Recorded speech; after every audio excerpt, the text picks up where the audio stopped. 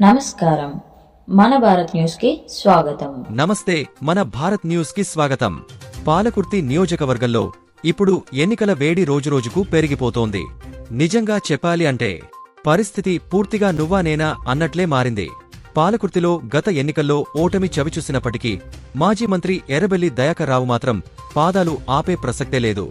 రోజూ ప్రజల్లోకి వెళ్లి కార్యకర్తలతో సమావేశాలు నిర్వహిస్తూ పార్టీ శక్తిని క్రమంగా పెంచుకుంటున్నారు.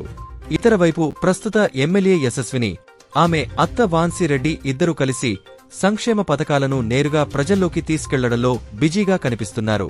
ఇంటింటికి వెళ్లి ప్రభుత్వ ప్రయోజనాలు ఎలా అందుతున్నాయి, కొత్త పథకాలు ఎలా ఉపయోగపడతాయి అనే విషయాలను ప్రజలకు వివరించడంలో ముందున్నారు.